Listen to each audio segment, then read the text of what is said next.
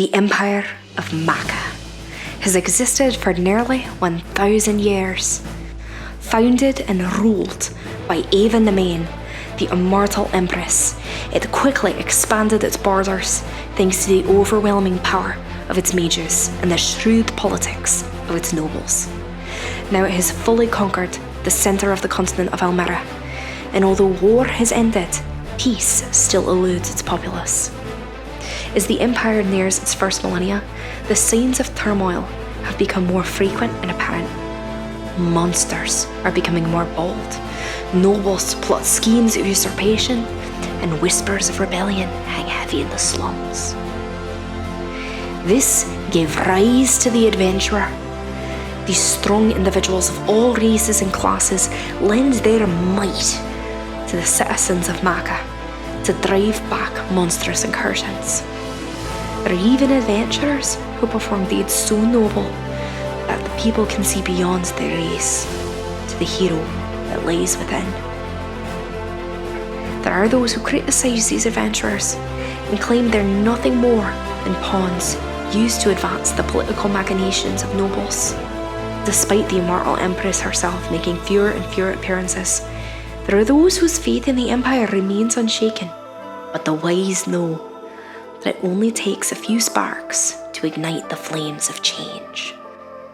Allow me to introduce you to these sparks. Welcome to Elmera. Hello and welcome to Dice Age, a D&D actual play podcast. My name is Jack and I am your Dungeon Master. And with me is the wonderful players of this show. Would you all introduce yourself, please? Hello, I am AJ and I'm playing Edgar Wood, the half-elf blood hunter. Hi, I'm Alice Rose and I play Tiana, the elven sorceress. Hello, I am Mitchell and I play Esarius, the human rogue. Hello, I am Zach, and I am playing Tauros, the Tiefling Paladin. What is up? I am Trey, and I am playing Oberon Perseus Maximus Germanius Cornelius Alexander Claudius II, your drow fighter. Wonderful. All right. So last time, I'm having a lot of trouble because, I heard there was going to be this event going on and that kind of distracted me. So AJ, I think you were the one who told me about this, right? Yeah, I have a recap. We could get to that, but have y'all heard that so outside of Cashell, there's a little posh little town called Eastminster, and I didn't know this until I saw a flyer, but there is apparently a really famous event they do every year called the Eastminster Tarrasque Show, and it's happening right now. I think we should watch some of that first before the recap. Dude, I love Tarrasque. They're so cool. I'm so down. Yeah, let me just change the channel. Screen share? Yeah. Here. Click.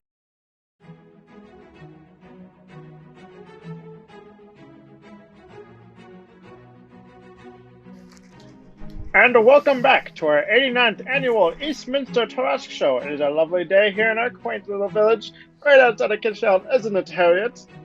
Indeed it is, Benedict, but nothing is more lovely than seeing the best Tarrasques Maca has to offer. Let's take a look at the action. As we see here, our judges are viewing the lovely participants' massive gargantuan maws. Our judges is taking a look at Bubbles, and wow, those jagged teeth are looking exemplary. And our judge is now giving Bubbles some scritches under the chin and... What a lovely, frightful presence. Mr. Ruffles and Wigglesby are certainly going to have to step up their games. Oh, I certainly agree. And as always, let us know your thoughts on Fantasy Twitter using the hashtag #HarassMeAnything. We interrupt your regularly scheduled program for breaking news. I'm Stormy News Person, and we have just received news of an attack right outside of Cashell. We turn it over to a reporter outside of the abandoned fort, Chip Correspondent. Thanks, Stormy. I'm here just a few hours outside of Cashell, where reports have come in that members of Lord Rochfort's elite guard, along with other Cashell guards, have been attacked. We have tried to talk to them, but one of the elite guards named Devon said, and I quote, "No, T would be mad if I snitched. Well, we are certainly sorry to hear this and hope whoever did this is caught. Do you have any more details to share with us, Chip? We have an eyewitness who claims to have seen the perpetrators. Hello, would you mind sharing your name? Whoa, is that one of those fancy scrying thingamajigs? Hi Ma. Hi Ma's boyfriend Keith. Please, don't grab the stone. Could you please say your name and what happened? Oh, right. So I was just hanging outside the fancy part of Cashell, doing little pocket checks for everyone who passed by me. You know, for the security reasons and whatnot. When I see this fancy elf guy coming out of the manor, looking like he just had a real intense date or something, because boy, did he puke all over the place. What does this have to do with the attack on the fort? Huh? Oh, yeah, well, I followed the dude, again, for security reasons, and saw him chit-chatting with a weird-ass group of kids in the Iron Candle, I think. They were talking about going up to some fort while two of them would go see some hot buff lady named Rosalind at the Full Quiver. So I just cast a real quick simulacrum spell and followed them both. For security reasons. Sorry to interrupt, but did you say you cast a simulacrum spell? Don't worry about it, I'm just some random dude. No worries here. What's your name again, Cusco? It's Rand M. Geisley. Yeah.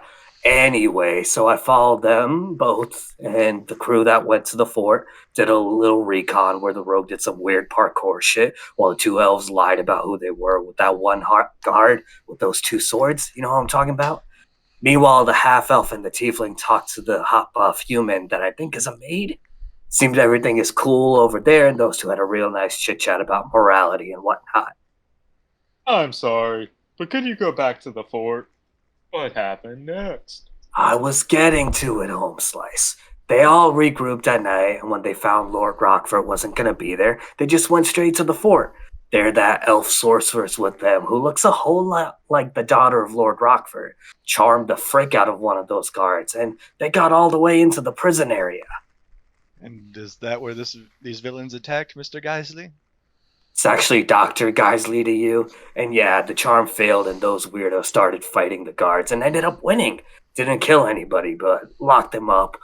As they also freed a real skinny half-elf and a halfling who were prisoners there. They then all scurried back to town, and the half-elf said to the sorceress girl, "Are you my daughter?" And I was like, "What? That's crazy." And you didn't report this? I'm sorry to cut you off, Chip, but we have breaking news coming out of Eastminster. We turn it over to Benedict Blunderswatch and Harriet Bougie for more. Thank you, Steph. We're sad to inform you that the 89th Street year, the Eastminster Tarashkos ended in tragedy. Bubbles, Mr. Ruffles, and Wigsley Bees all turned on their strangers, and the judges and everyone are sadly dead. But my, what a display it was. It does appear Bubbles is coming our way, and that sure is one fantastic maw, isn't it, Benedict? Indeed it is, Harriet. Indeed it is. Well, I think they recapped it for us, actually, so... Yeah, I mean, they The pretty most- much covered it. Do Silver most TV linings. shows you watch end like that? Yeah. I mean, Problem, man. that's kind of the risk you sign on to when you try breeding and raising Tarasques, so... Yeah, that's true. It's worth it. No. They definitely asked for it. I'm sure it's not a problem. There are 3 fully grown Tarasques right outside of Cashell. Yeah, that's fine. No, Judge, we're I'm fine. so excited.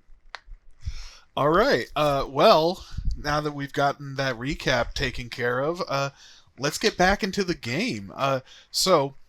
Just to set the scene, it's about 8 o'clock in the morning right now, because you all left for the fort back at around 1:30 after Essa finished scouting out the mansion to see if Lord Rochfort left. Took you 3 hours to get there. You know, about half an hour to do your thing with the guards and then tie them up, and then 3 hours to get back to Cashell. Brings us out to about 8 o'clock. So yeah, you're still just outside of Rochfort Manor. You still have Harrison and Thayer with you. You've just spent some time messaging Eileen, and before you all started heading back to wherever you were going, Harrison kind of dropped a bomb. Oh shit! I was gonna say, Jesus Christ, a bomb? I No. don't remember Yeah, that part. didn't you Like- remember you guys nuked Rochfort Manor? God damn it. Grenade out! That deck save. No, I Deck think save, you can't- deck save to make a cool pose for your shadow. There we go. But A yeah, real shame so what happened over at that manor. Yeah, but look how goofy that little pose is. Yeah, it's pretty cool. It's like Go, the 3-point stance. but yeah, Harrison has just asked if you're his daughter. Truthfully, I don't know. I think evidence seems to point that way. All right. Well, he's going to nod, and like you can see that like his lip kind of trembles a bit.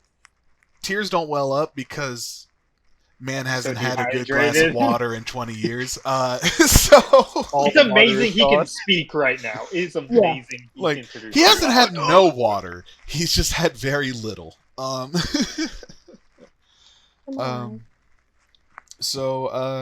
But yeah, and he says, he kind of like nods and says, all right, I guess we have a lot to catch up on while we're on the run then. Yeah. Where Thank you. are we That's fine. going? We have a ally who should be of much help to us. That's good to hear. I'm glad that we aren't just going to be refugees for the rest of our lives, I guess. Yeah. And then that's when Thayer pipes up and says, "Oh yeah, you're talking about Rosalind, right?" No, actually, but We are You're- dropping you off. Yeah, you're going back. We have to go. You all. Thayer's looking confused. You guys don't work with... I lean over. That's I lean over to him. I was about to say. Oberon's just going to step forward. I We kind of like. helped you. Oh, sorry, Mitchell. Sorry. I was gonna try to tell the fair just like keep it quiet because I don't know where we are in town right now. Yeah. For like in You guys are place. still just right outside of Yeah. Rochfort Manor. Oberon's Yeah, just, so I'm like keep quiet. Oberon's just going to step forward. We helped you. We're still helping you. We're dropping you off. That's it. Okay. Is I'm the gonna say give intimidation? me an intimidation check for that. Yeah. intimidation. Ooh. Well, I let's didn't see what I wrote. 17. Ooh. Not bad. Not bad. That one pisses his pants. Let's see here.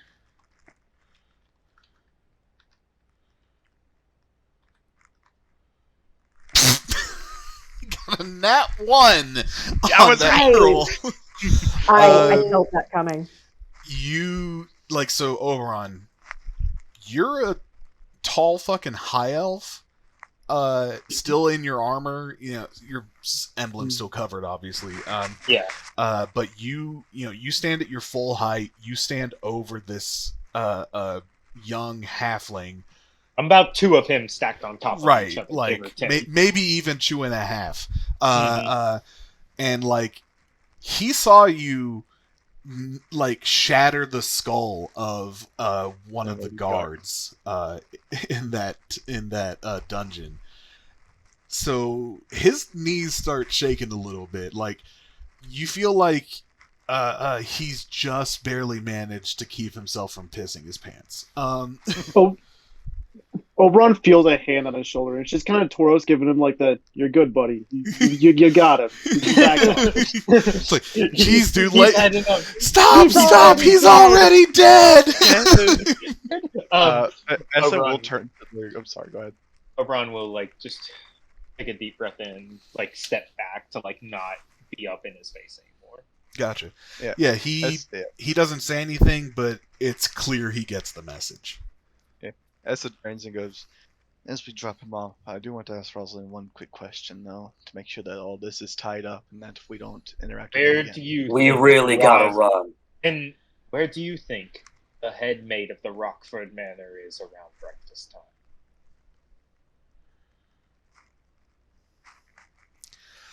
At that, No. Oh no. at that, Oh no. Harrison looks at you all and says, "We definitely shouldn't go to the manor. I'm sorry that..." He looks to Thayer and says, "I'm sorry that you can't directly report to this Rosalind, but time is of the essence. Our safety is our main concern. We just need to leave." Go hang out. Sorry, I was Trey was trying to talk, but it didn't catch. Oh, sorry. I was just gonna say, Oberon, just if you all can make sure he's dropped off, I can go pick up Wound. Come on. Would that be on our way out of the city? The stables are on the outskirts of the city already, so Yeah, like, I say to Thayer, you're pretty sneaky. You can get back to the merchant's quarter yourself, can't you? I say to Thayer. Oh, sorry. He like nods his head and says, "Yeah, I can go." All right. Probably best we don't get caught. All of us being together, just in case, for both our sakes. Mm-hmm. Before Thayer goes, I'm gonna lean down and kind of whisper to him and whisper in that language, asking, "Who's Semelin or Semelin?" Sawmeln. Sawmeln. Sorry. So you lean in and you whisper, "Who is Sawmeln?" And he looks confused and speaks back, "You've met Sawmeln. That's who we're talking about." Real quick. All right. Over on your mic keeps kind of not picking up the first half of what you say. Can you spell that name for me real quick, Jack? Yes. Sawmeln, Sommeln. Now Mitchell, Essa and Thayer were both talking to each other in the rebellion code. So, yes, this is for Trey's notes. Gotcha, This is for Trey's notes. These are Oberon will not know. Yeah, Gotcha. but- Just making sure. Jack, just how do you imagine the codified language sounds? Like they're kind of talking in like code phrases, or they're kind of speaking more like whisper? They're just like, speaking Animal Crossing. Yeah. It's like, I was picturing like a fry cook at a diner. Yeah, that's more the vibe. is like, but like saying things like, Fine. Cut off the bird's titties. Make it racist. You want mayo? Cool. yeah. That's what I was imagining too. I was wanting to be. So yeah, like code words that you understand, and like there's some interpretation that has to go into it, but yeah. We should go. We gotta go. Yeah. Am I still carrying Harrison, or is he like shimmying? He's kind of, you know, he's doing his best that he can to support himself, but you are kind of having to. Yeah. Okay. Yeah. No, Tauros will give him the muscle to move. Then, like, he'll kind of like give an arm, or if he starts slowing down, Tauros will kind of just like bridal style. Mm-hmm. Okay. So Thayer splits off. Starts heading in the direction of the merchant district. How are you? So what is the plan with you guys? Where are you guys heading? If Thayer's heading off, I say we all maybe me, Tauros, with Harrison head to the stables so we can put Harrison on wound the second we get there, while you three begin to make your way towards the exit as well. Yeah. Like the exit, So right? The stables are by all the your exit? stuff is still at the Iron Keep. Yeah. Then you three the Iron Candle. You can go to the Or the Iron Iron Candle Candle. and grab all our shit, and you guys can go and get wound, meet outside of town. I'm thinking beeline it to your contact. Let's change Harrison if someone could switch cloaks with him to get him out of the shitty looking one in case the guard switch happens sooner than we expect. My cloak on. He has Oberon's cloak. Yeah. Oh, okay. Yeah, not like the one with the Claudius symbol on it, but like one of like his, your like, traveling nicer, cloak. Yeah, I put that on before we came into the city. That way, because I know he's still like in his. If he has like any clothes, he's probably like ragged. If we want to, it's like I have like tatters and rags that he's wearing. I have like a set of commoners' clothes we can put on him just to disguise him better if we want to try that. We probably can't fully just strip him down and do it. But I'd say we at least like. I'd say like if you want, you could say that you retcon and say that you did that before you got to the city. Yeah. We'll say we did that. Okay. So you've got Harrison. So it sounds like, again, I just want to make sure I got this right. Harrison, Tauros, and Oberon are heading to the stables. The rest of you are heading to the Iron Candle so that you can collect your stuff and then meet at the stables. Get our shit. Yeah. Correct. All right. I'll say you do that. You check out of the Iron Candle. They don't, unfortunately, they do not offer a partial refund for a cancellation. So you're just screwed out of your money. I want to spend 6 hours haggling. The guards are like on our ass. Hold on. The innkeeper is like seeing you being like, we need to get out of here. Can we have a refund? And he's just like, oh, did the honeymoon not go well? That is none of your business, sir. He's like, oh yeah, of course, and then like, but he gives you a look that like lets you know that he's going to be telling everyone who works there and that he drinks with that like another elf couple showed up and then probably one of them cheated on the other during their honeymoon. That room has to look like a mess with like the sheets all torn from like Oberon fashioning like to go over his armor, and it just looks like a complete mess in there. Mm-hmm. Oh, yeah, housekeeping's going to have a field day. Awesome. They're like, that was a wild night. As we're packing our shit, Edgar is just going to take a moment, like, sort of near to me, like, are you all right? I don't know if I've given myself the time to figure that out yet. That's fair. I'll get back to you when I know. Got it. Yeah, it makes sense that you'd be in a little bit of crisis mode right now. A little. Okay. So you're all doing that. Let's see. So I'll say, like, by the time everything's said and done, you get Wound back from the stables. You pay the. Yeah, you already paid his boarding. Yeah, right? I paid for you guys are all square. And you all meet back up at the stables. You're about ready to head out. Oh no. T, I'm gonna need you to roll a d20 for me and let me know if you get a 1. Do that. Do it. Get a 1. Why would I ever roll a d20 for you? 14. 14. Guess what? You are now the glorious lucky recipient of a sending spell. Oh. Please, hell yeah. So let's see. So of course we all know that a sending spell, it's a 25-word message to a creature that someone is familiar with. I'm just gonna take a look here real quick.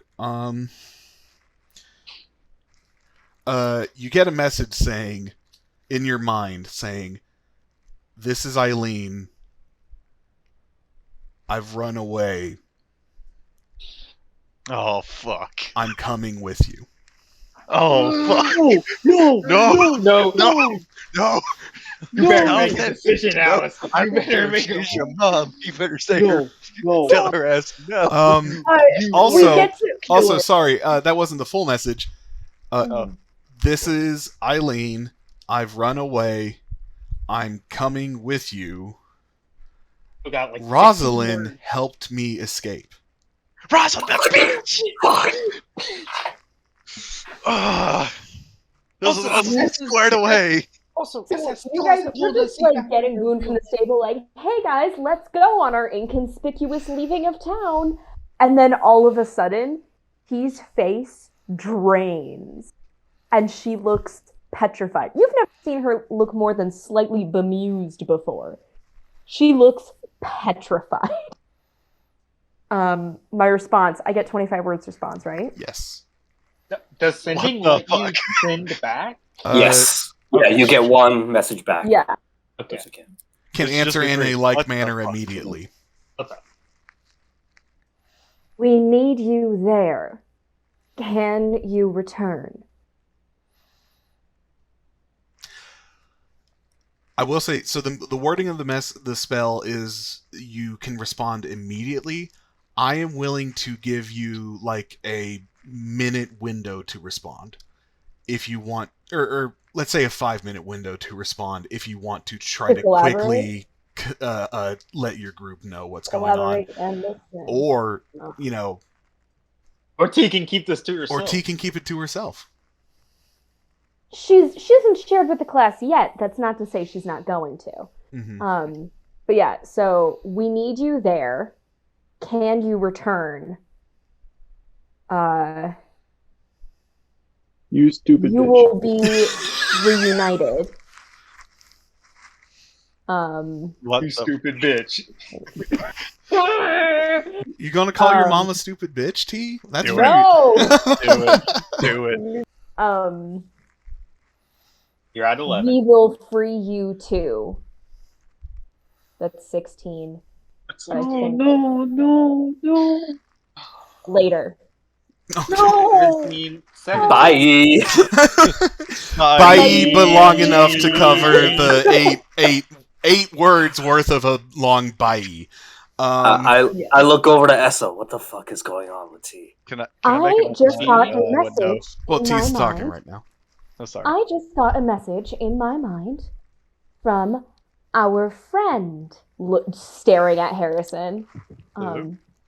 She says that she wants to join our road trip and that she's already on her way. No. I advised her otherwise. So she's already out of the castle, the manor. How did?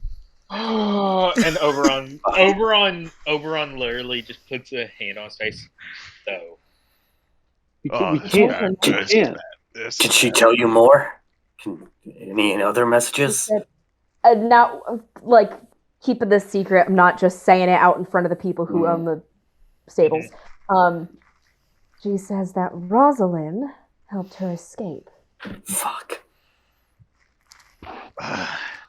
she won't do anything to impair the mission, they said.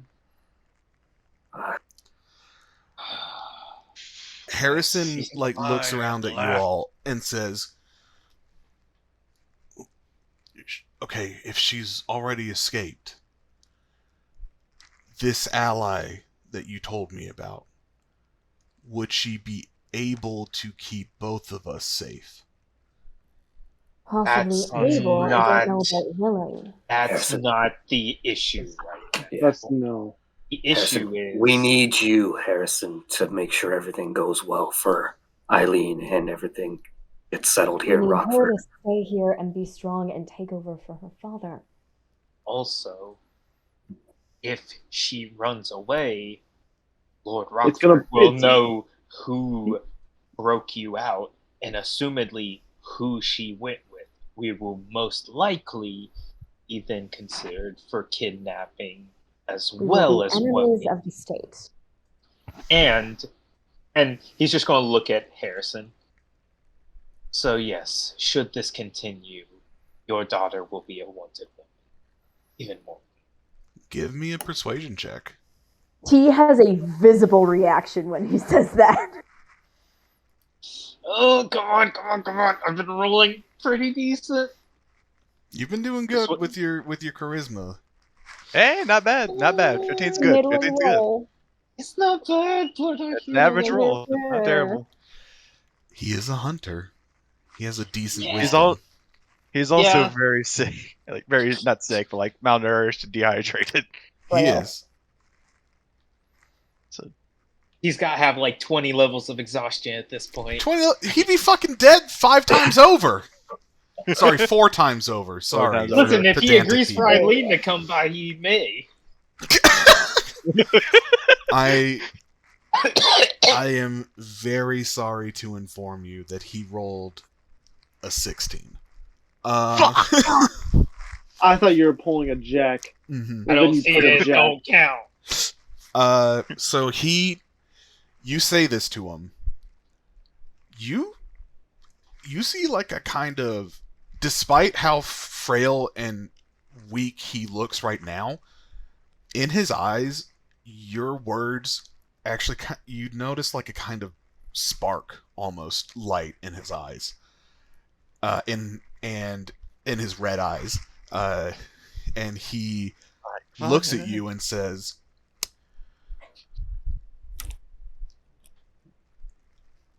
"If does Lord Rochfort know who you two are?" He kind of knows who I am. Does he know your name? Not my real one, but one that may become my real one. He knows her. He's like, I'm putting a pin in that. To you, T. But sorry, what were you gonna say, Oberon? Father-daughter combo for later. He Fine. knows of our appearance, but we gave aliases. He knows your appearance. You gave an alias. He does not know who you truly are. He cannot level an accusation against people who do not exist. Your ally, yes, there will be a risk in taking Eileen with us, but if your ally is helping me for what I suspect is blackmail of some kind, he says as he looks at you all for a reaction. Kind of like a, yeah. So he says, would it not behoove her I don't know who's the gender of this person. Would it not behoove them, your ally, to not only have my information as blackmail, but to have Rochfort's daughter as a hostage? And to put would. it more likely, it would make the blackmail more believable with the daughter there. Her If we could testimony. The Her testimony of a noblewoman is going to get more attention than the testimony of a half-elf. At the word noblewoman, like another emotion hits T. She's going through it tonight. She just realized that she has noble blood. Now she can charge a premium. Hell yeah. Like, she was already charging a premium, but a premium on a Oh premium. yeah. this is such an insane move for Rosalind to have done. I thought she was playing it safe. I'm going to Found guess. a noble who didn't like the nobles. Sentimentalism. Fuck her. Can I roll a possible insight check to see if Rosalind might have done this on purpose? Like, she's like, these kids are up to stuff. Yeah. These kids are up to stuff. Give me an insight check, see if you can try to guess at Rosalind's motives. Can I do the same? Can I, not related to this, can I roll a history check to see if 14. I remember if what Harrison is saying is true or Oh if my he's God. completely talking out of his ass? Go for it. That's 14. 14 on the Okay, insights, okay. 8 on history. All right, for the insights, 14's not high enough to be able to guess her direct motivation. you aren't exactly sure what Rosalind's angle is on this. But you think maybe she's it kind of occurs to you, she's either doing this to try, it could be genuinely she likes Eileen asked her for help, she wants to help Eileen. That could be a possibility, but considering her general attitude towards the nobility, you're not sure. You don't know her relationship with Eileen. You don't. That's a complete guess on your part. 2, she knows something about your guys' plan and is trying to screw you over. 3, she knows something about your guys' plan and she's trying to help you so that you're in her debt. 4, she's trying to help Eileen so that Eileen is in her debt. Oh. There is really only one option where she is doing it out of the kindness of her heart with no ulterior.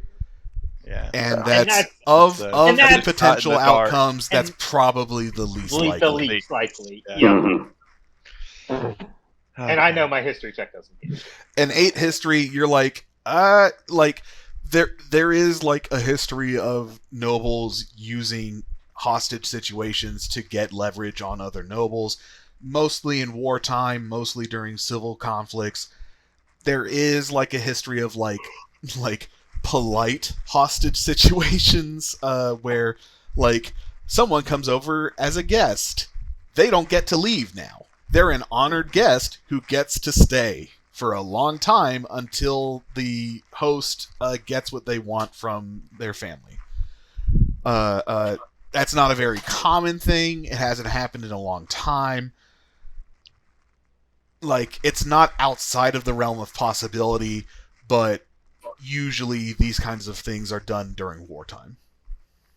Also, quick question for Essa. Has Essa shared that he knows that what Thayer told him about the name? No, he would not have done that yet. Well, I don't think Essa even told you guys about the name Sawmeln before coming to that's what I'm saying. Yeah. That's what I'm saying. We didn't. Yeah. Essa kind of speaks up and goes, so as far as I can put together, she has maybe 4 potential reasons for doing this. 1, she's doing it out of the kindness of her heart to help Eileen. Maybe she cares for Eileen, but knowing her disposition towards nobles, that's the least likely. 1, she knows. 2nd, she knows of our plan and is trying to fuck us over. She knows of our plan and is trying to help us, so we're in her debt. Or she's trying to help Eileen, so Eileen is in her debt. And she takes over. What matters right now is I don't think we fucking know if Eileen's going to listen to what T said or not. And I don't think we can risk her still being out there on her own with just Rosalind. T, I will let you give me a persuasion check. I will let you know it's a pretty high DC. It's like a retroactive persuasion. You got this. Come on. Spending my energy. Nice. That's a really high. 24 is very, very high. However, is it high enough? Was it very hard? I legitimately, in my head, was thinking, I'm going to set the DC at 25 right before the 24 showed up. That's okay. You got any sense. That's me sharing that to you because I'm your friend. In character, you don't know if your persuasion worked or not. No, I have no idea. Nope. Here's the thing. Are you guys willing to just go ahead and leave without Eileen, without knowing if she's returning to the manor or not? Oberon. I'm looking at Oberon. I'm looking at Oberon saying, Go ahead. It's been about 40 minutes since you guys got back to the city. How long? No, how long would it take from? Because we know the walk from the manor to the gates. How long would that take, generally? Like 10 to get from the manor to the to leave the city. If they're just going in a straight line, 20-25 minutes. I looked around and go, no, it's 20 minutes, 25 maybe to be risk waiting that long? Wait, hide, act normal, just see if she shows up, and if once hits 30, we take off. Do we have a morning picnic outside town? I don't think so. If you do wait that long, it will have been an hour since you've come back to Cashell. We don't. For We all don't we have. know, We don't. They are behind us. They were two. At most, we have two. At the very least, worst case scenario, we have an hour and a half to 2 hours. We don't have the kind of time to wait. And we can't. Her coming along benefits us almost. Sorry, wrong words. Her coming along, the benefits from that do not outweigh the potential risk and complications. Yeah, but if Rosalind is doing this and essentially keeping Eileen hostage, our plans with Ward are fucked. Because this is another party who has their own interests with Rochfort that doesn't align with what we are set out to do. If Eileen's not safe, we are fucked. Because we explained what Rosalind wants. She wants to everyone that wasn't there. She wants the Rochforts out. Yeah. She wants Lord Rochfort out of power. Mm-hmm. But yeah, so from what I'm getting from what you're saying here, as Edgar, is if you guys don't wait for Eileen, there's the potential for Rosalind to just kidnap her as an agent of the rebellion. Yeah, there's a chance she's just fully on the run on her own with just Rosalind, and we don't know how that's going to turn out from them once they find her. Or that Rosalind is going to use this as leverage, like Essa and Toro said. We get out. Yeah. I don't know if we should leave her. She's on her own now. Harrison is going to speak up and say, I didn't have a choice when I was forced to separate from her 20 years ago. If I have a choice now, I do not want to abandon her. Here's the question. Do we want to leave some of us behind and take the rest? Split the party just for a little bit. It will not be a long walk to catch up. We could run. I don't know if we can spare that muscle. No.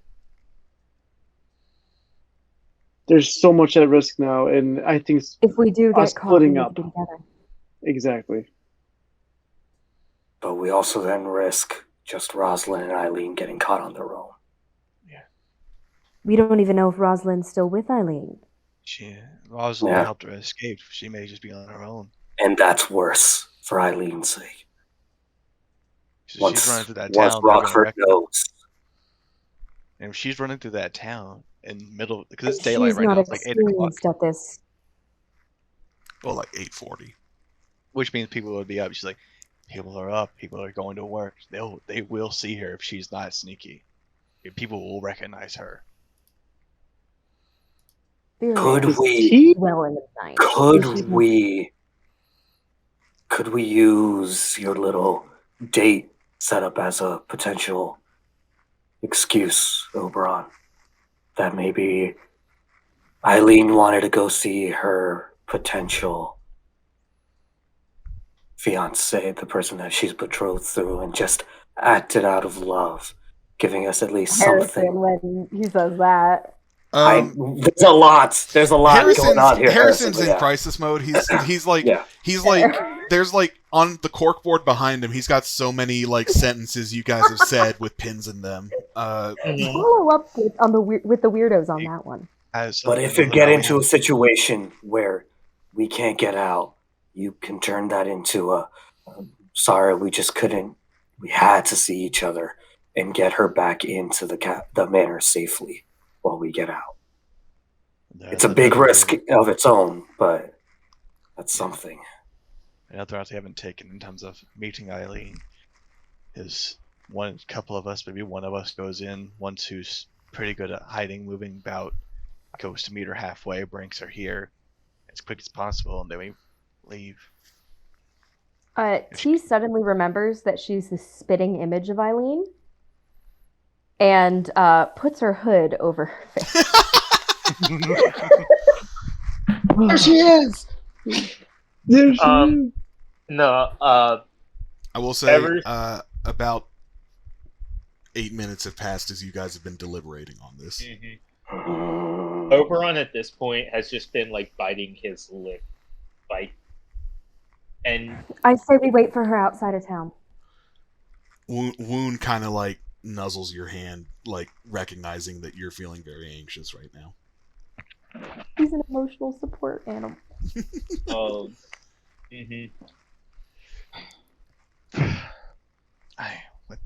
If Rosalind's with her, there's too much to risk at this point to abandon her. Either way, we can't stay in the city limits for much longer.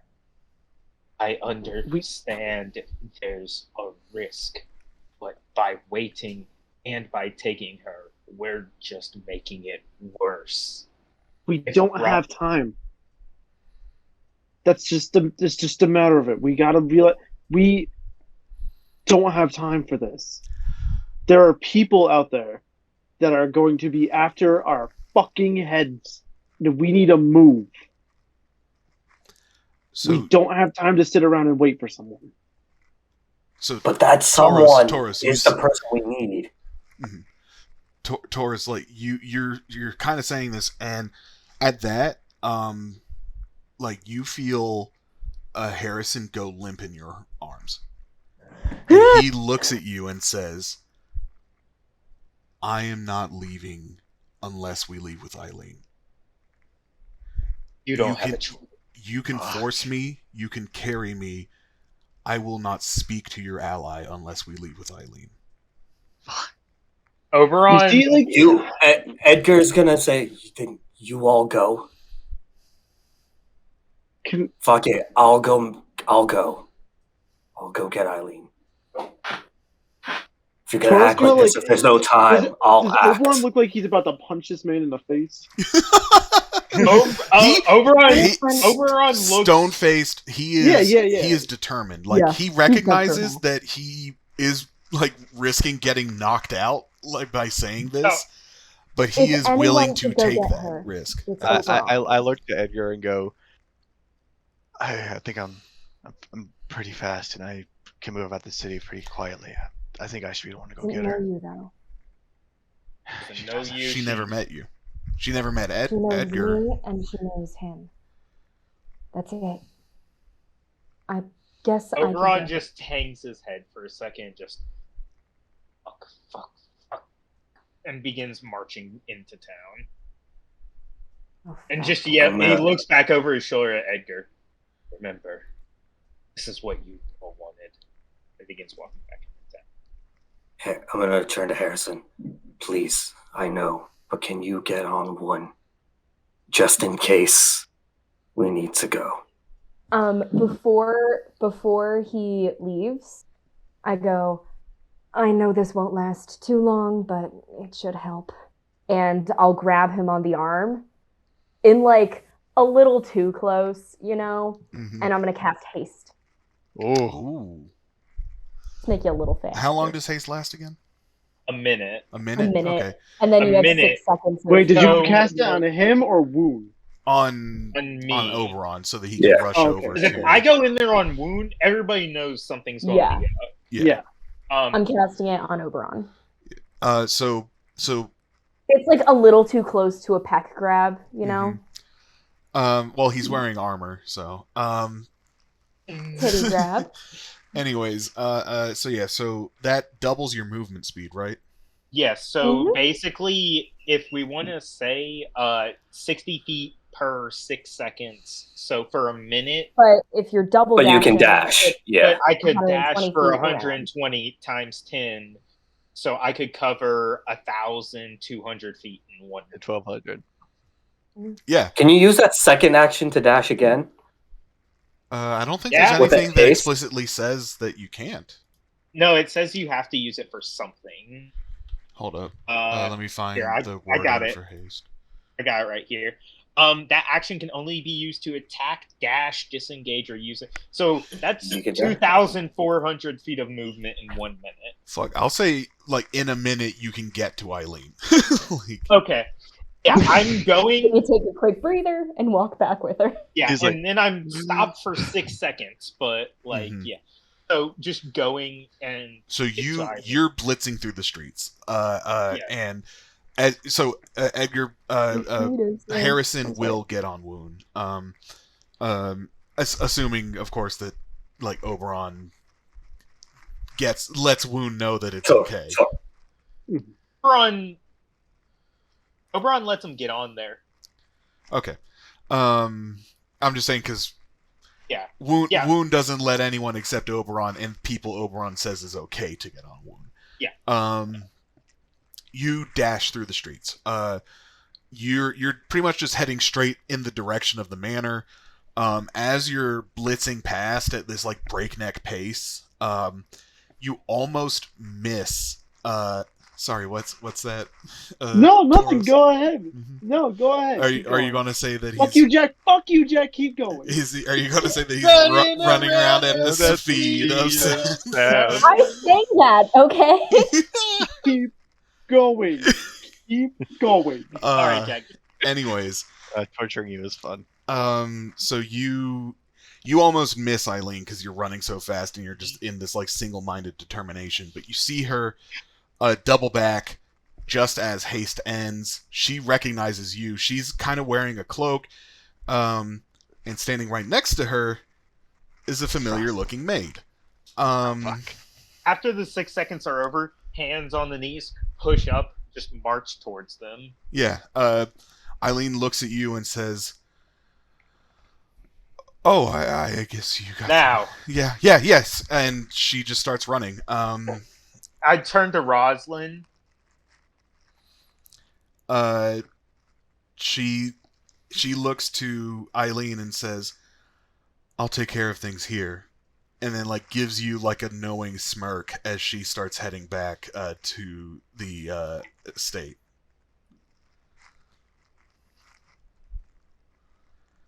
Do you want to do a quick insight check? Yeah. Yeah. But you need Yeah. the insight check, bro. Sorry, that was to you, but you see what it is. Yeah, I see what it is. Yeah, with a 20 insight check, you Ooh. are going to see she absolutely knows that Eileen thinks of her as her savior now. Motherfucker. And she got what she wanted out of this.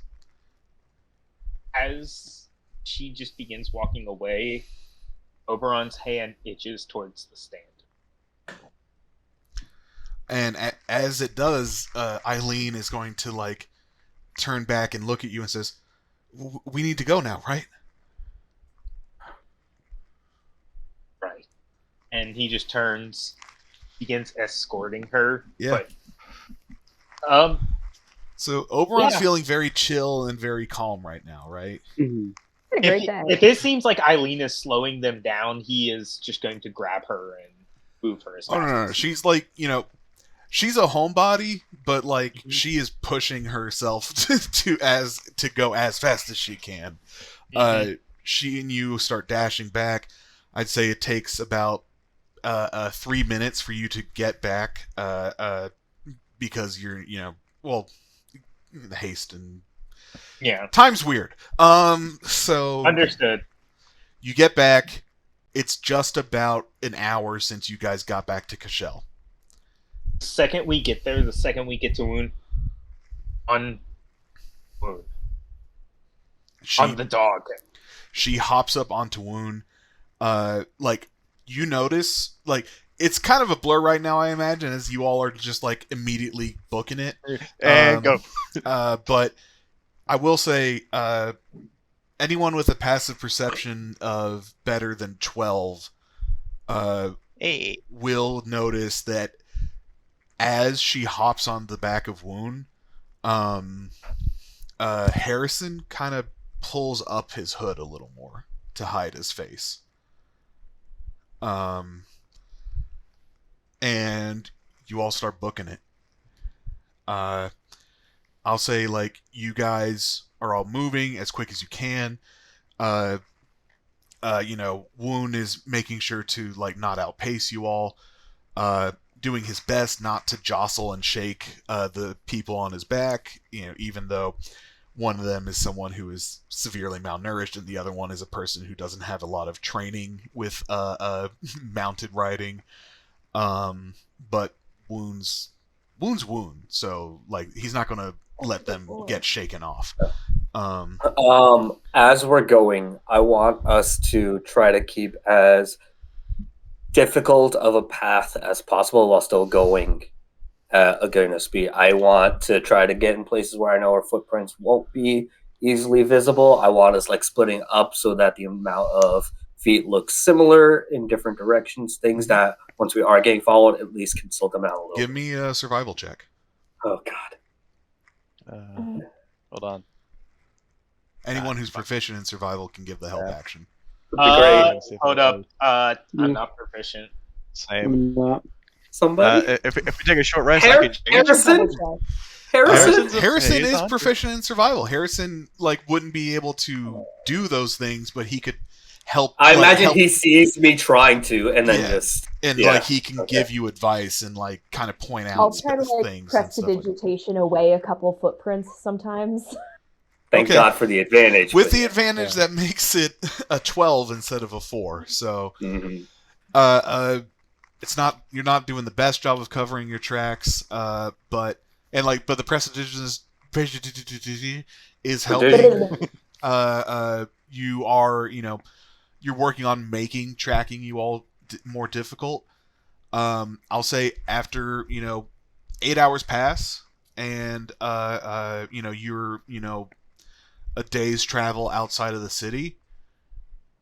So far, you don't notice anyone pursuing you.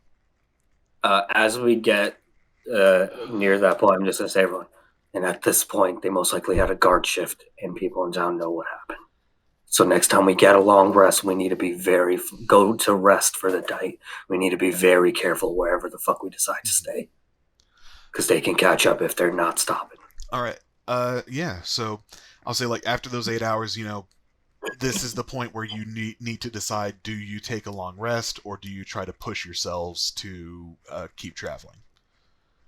We're a day outside the city, right? You're a day outside the city now, or 8 hours, which is normal pace travel time. Yeah.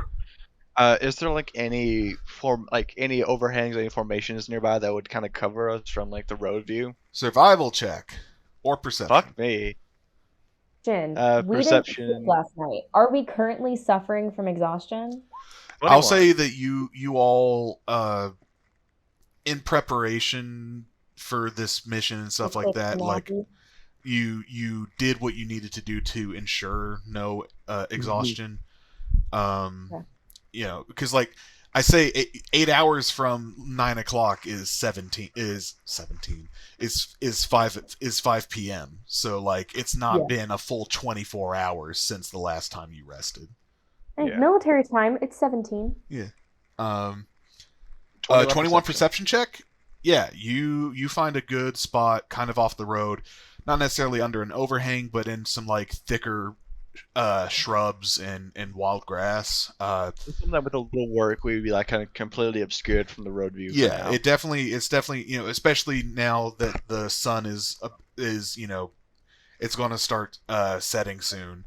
It's going to be better than if you were just by the side of the road. I kind of point to it and go, if we want to take that rest, how would be a good place for us to hide? Just if we had some more shrubbery and foliage, we'd be pretty good. We'd be blocked off from the road pretty well. We should keep going forward as much as possible. I agree. As long as we can push it. Okay. So for every hour of travel beyond these 8 hours, you will make an exhaustion, a Constitution saving throw. DC is going to start at 10. Each hour, the DC is increasing by 1.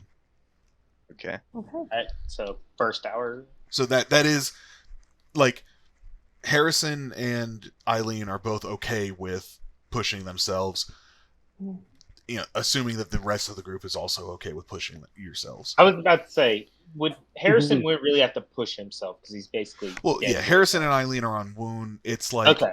It's, they're not Staying expending awake, the staying energy to cognizant. do it, but I get what you mean. Yeah. I get what you mean. So con saves. I'll say that Harrison and Eileen they won't have to start making con saves until the DC goes up to 15, because at that point they're having to fight tiredness. And it's not the most comfortable, probably, to Right. full-size people on one. Yeah. Yeah. One's kind of Elmera Mastiff's best seat one person. They're basically one person at this point with their freaking weight and. True. I bet like them together probably at this point weigh about as much as Oberon. Maybe a little bit more. With his armor? With his armor on. Oh yeah. That's a good point. Yeah, Woon is trained to be able to hold you with your full metal armor. So. I mean, one's fine. Them. It's not. Yeah, it's tiring riding a horse. Yeah. Yeah.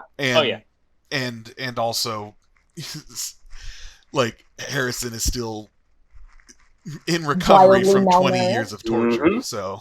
Mm-hmm. So let's get those con saves. Round one. Essa got the 11. Well, Tauros and Edgar, both of you suffer a point of exhaustion. Wound does not suffer exhaustion. But Wound should not have had advantage. Wound should not have had advantage. Wound does suffer exhaustion then. Oh no. So I'm trying to think. What? Look, 11. Jesus. Level 1 is ability checks, right? Yeah, ability checks, disadvantage on all ability checks, and saving 2 is speed halved. So 2 is any speed of halved. us- So I say That's we plenty push. rest. I say we push one more, and if any of the people who have 1 get 2, then we stop. I've put it in the chat as well for our Thank you. viewers. Okay, so Thank you. What we're doing. all right, We give me another set of con saves. DC is now 11. Does 19, does that's- Edgar look like he's fucked? Like, does he look? Is he starting to look a little tired? He's a little tired, but he's a decently kind of. Oh, Trey. Rose Nice. kind of like coughing, and he sees Edgar kind of lowing down, and you see kind of he just pats his chest, and he kind of takes a fist and not like punches you, but he bops it against your chest, and he's going to cast enhance ability on you. And break What the a breastbone. bro! What a And bro! we now don't have Constitution. Yeah, Yeah, Advantage on very- Constitution checks. so that Nice. gives us just a base roll, right? No, you have advantage because it's disadvantage on ability Oh, checks. ability Saving checks. throws. Yeah. Cool. Saving throws. So Edgar nods at Tauros. technically, You with can only the hit way that one an enhance creature. ability is written, it says it gives you advantage on Constitution checks, not saves. But But for the sake of this, because like it's this is for exhaustion, not like in a combat situation, I'll say that applies. okay, It only applies just because we're trying to endure through this. It only sorry, Trey, you said it only applies one time? to one person. One person. Well, yeah, but he cast it twice. It's concentration It's though. concentration. He gives it to Edgar. Okay.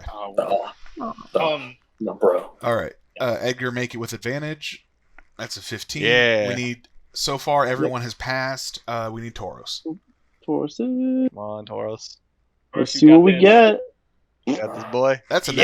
nat 20. Nice. Oh my God! Let's go. If only the nat 20 would remove that exhaustion. Unfortunately, Right. it doesn't.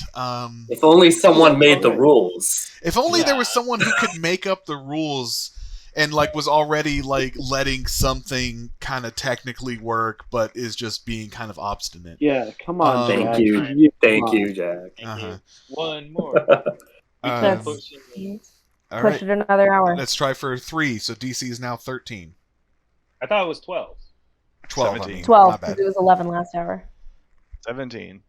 Oh my God. Oh, that's Tauros. another nat 20 for Tauros. Crash. Trey. That's Hey. one level of Oberon. exhaustion for Oberon. I was going to say Edgar. All right, Bro. still no one's at 2. Wait, Uh, Woon? Woon Woon rolled a got 21. Yeah. Room got the Oh, 21. okay. Yep. I missed it. All right. Another hour? One more. One more. This is DC is 13 now. Mm-hmm. Oh, Fuck. Tauros And hits, there goes my hits second. a second level of exhaustion. Edgar too. Edgar as well. Edgar doesn't Edgar still have the advantage? That's an It's hour. up to an hour. That's only an hour. It's an hour. It's Ah, only that okay, first right, one. yeah. Wound Okay, Wound time gets to take a nap. Fuck. his second level Yeah. of exhaustion as well. Mm-hmm. So Alright. yeah, the second Oberon sees Wound like starting to like pant and slow down, just Mhm. all right, we stop here for them. Make good time. All right. Does anyone Is want it 4 to hours? try looking for a good hiding spot? I will again. With I'll this give advantage. I'll give the help action. So that makes it a I don't flat have roll. advantage. I No, don't have Mitchell's advantage. good. Esso's good. Oh, I right. didn't get- My I didn't get apologies. any My points. apologies. I thought I- Essa failed the first one. Nope, No. I got an No, 11 it was on a just me. 10. It was just me Okay. and Edgar. Gotcha. Mhm. Badoosh. That's that one though.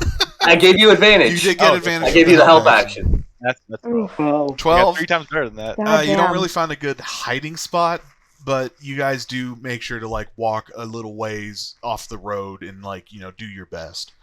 Yeah. So far, you still haven't seen like looking back. You're in like a kind of flat area. Like way in the distance, you see torches, but from this distance, you can't know if they're a search party or just another Are they set from of the travelers. direction? They Are are they from- behind you, but they're way off in the distance at this point, and you know that like they have to rest too. They That's they're the not. thing. That's the thing. We pushed on like an extra 4 hours. Yeah. Like, we Yeah, You- that's you- 12 hours of You travel. all posted an extra 20 or sorry 4 hours would be 24 miles for no I'm sorry what's travel pace. You're good. You're good. I think but, yeah. 1 day of travel is 20. 24 I think. Okay, then we put like an extra 6 miles. They Yeah. definitely send out a much fresher No, I'm sorry. search party than we are. Distance But nah. per day is 24. And you pushed on an extra 4 hours, so that's an extra 6 hours. 4 Or hours. 6 No, miles. 1 hour is 3 miles. So you 12 pushed on an miles. extra 12 miles. Well, because it's So 8 hours that's in a a whole day. that's a is whole travel. half a day that you've gained Mhm. Yeah. from pushing yourselves. Okay. Yeah. So yeah, You get a bit Might more have, messy? which should have set us on pace for when they rest, we rest, kind of. Which should. yeah, Yeah. you should be at a pretty good pace. They still have to make survival checks to track you. They, there's and then once you con checks to if they want to try to speed up, you set a pretty good distance right now. You are, even if you don't push yourselves going forward, you're pretty on track to get to Avon before they can catch up to you. I will also let you know that before the session started, I did roll a d4 to see how long it would take for the other shift to exit their trance and check in on things. I rolled a 2, meaning that you all had 2 hours before the guards would get back into the city. After we got in. After you got to the city. Mhm. So if you guys Get an just hour managed, after. you had about an hour of buffer between. Gotcha. fucking hell. Besides when he said they need to move on, Oberon hasn't like spoken a word since. And the Mhm. second they like get a camp set up, he just immediately like finds a spot and goes into a trance. All right. And he just says, "I'll take the whole second." Okay. How are watches being set up for this first half? I'll take first watch. T's taking first watch. I'll take fourth. I'll take the final one. I'm It- taking the I think- entire second sorry. half. I think it makes sense Okay. if we've set it up where our 2 elves split the 8-hour rest. So you do have to rest at least 2. No, me and her Trance only makes it have different to do though. 4 Trance hours. makes it different though, so never mind. So, like, if she stays up the 4 hours and Yeah. I get up, that would be time for me to trance, and then she trances, and then by This the is time what you get for allowing 2 elves in your party. That's true. Hey, But yeah, it's your fault. So, Alice, why don't you give me a lovely little perception check while you're taking watch? It's gonna be awful because Historically, these have never been a bad no, thing. they've never gone well. And like, my character reason for why I'm about to roll like garbage is because she's contemplating the day. Mm-hmm. You guys have had a rough day. 16, not bad, not bad. You know what? She's Not raw. bad. She's sensitive. That's why she's actually seeing things. Mm-hmm. She's like on an acid trip. an emotional The more I look outwards, the less I have to think inwards about what's going on. So I will say, I believe the rules for a long rest allow for like 2 hours of you all not having to actively be resting. Mm-hmm. I'd say like for the first 2 hours of T shift, anyone is able to, other than Oberon, who is in his trance at this moment, if anyone wants to talk or decompress or go over things. Yeah, Essa kind of look around everyone and just generally just go, sorry. So you say that. Also, now, like, camp, you all set up camp. Harrison doesn't really have the strength to set up camp. Eileen has never set up camp a day in her life. So neither of them can really contribute there. But, like, Woon is, like, on the ground, panting, catching his breath. Like, when Oberon goes into his trance, Woon, like, circles around and, like, lays down next to him protectively as he's engaging in his rest.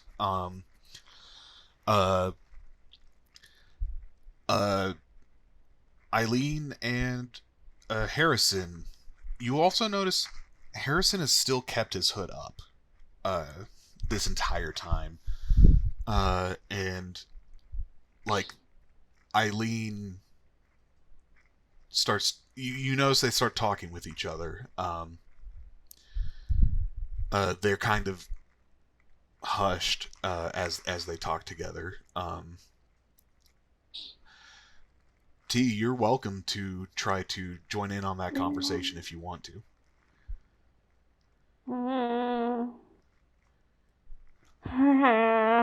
Is she a nosy bitch? Is she a nosy bitch? She's extremely nosy, but also realizes this is like a tender moment. This is the first time either of them have seen each other in 20 years. Yeah. This is also like the first time that Eileen has known that he's alive. Known for sure that he's alive. I'm going to make a charisma save to see if I have the tact to leave them alone, or I'm so nosy and desperate I will say, that I intervene. There is also...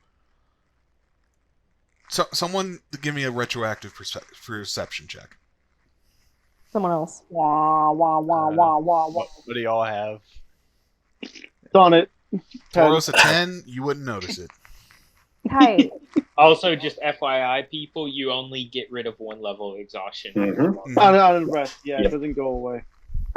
Trust me, I remember. 20. Okay. She has the tact to leave well enough alone, and she's absolutely like looking over and like making sure that possibly mom and dad are vibing and they seem to be getting along. And like, so throughout like the time that you're like looking at, like, this is also assuming, like, I don't know if anyone does want to like group up and talk. I'm just gonna say like throughout the 2 hours, somebody wants to chat during my watch. Like as T is kind of like looking over and like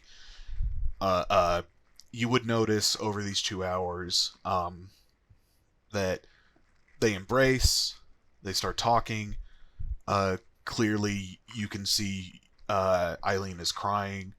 You also see that for a good half hour almost, Harrison does not put his hood down.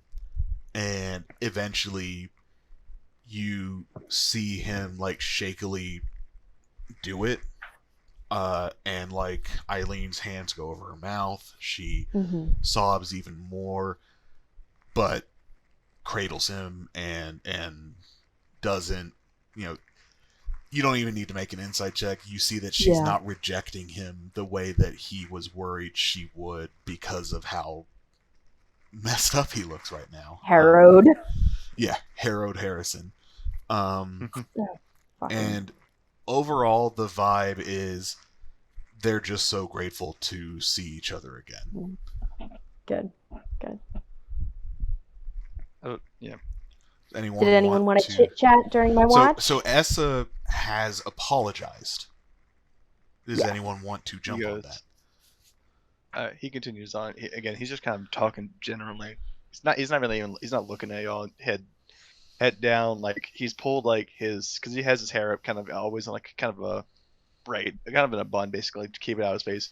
Pulled it down, hair's flowing, just all in his face. I keep making promises to y'all, and they keep breaking. And I keep pulling on to things you shouldn't be a part of. I'm sorry.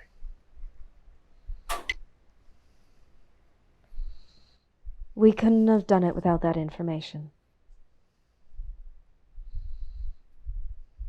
And I don't know if we would have found that out by ourselves. The reason that I have met my father is because of you.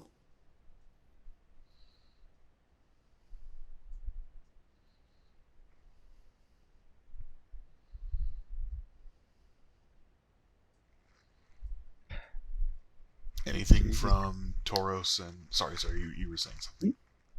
The only answer from kind of like the distance is he's kind of keeping his distance.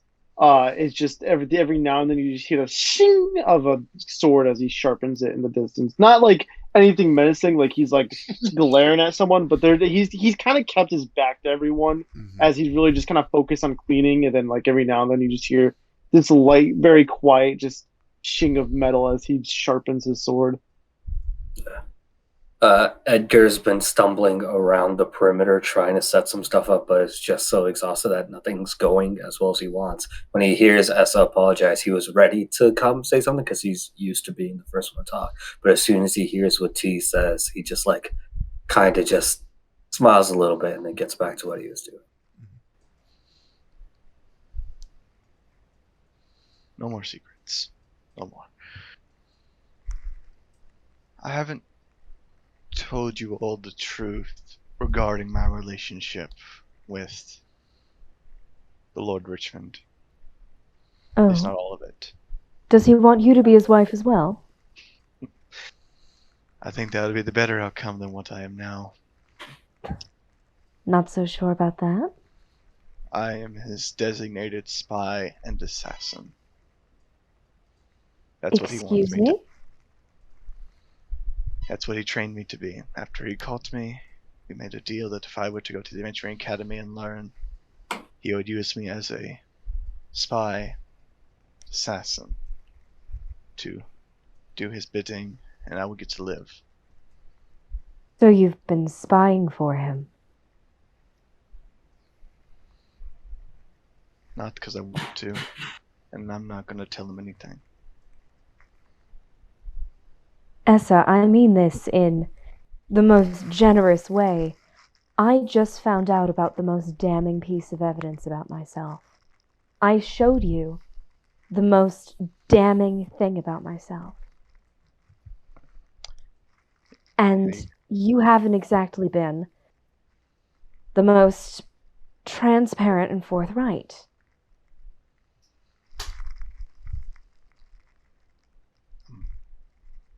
I don't know if I can trust that. I know. And I expect you to. But I will tell you this. I do not want to be a part of Lord Richmond's schemes.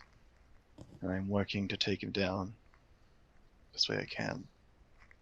And exactly how do you plan to do that? Can I try and bring the ghost out, like, visible to everyone, or is it only visible to me?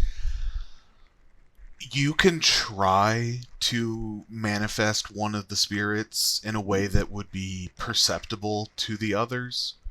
It would be a very high DC religion check. It's okay. 21. You needed a 25. I need a nat 20 for that. Fuck.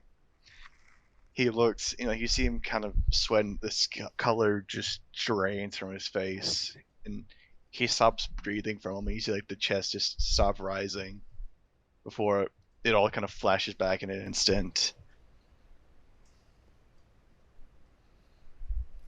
You know the things I can do with the scream that hurt people?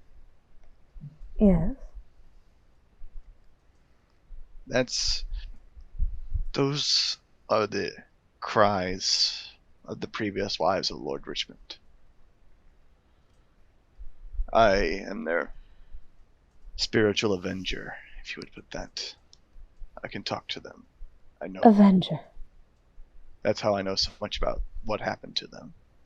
They've told me everything. You know what happened to them? I mean, it's an open secret, but you know? I know what he did to them. Every detail of what he did to them. I know.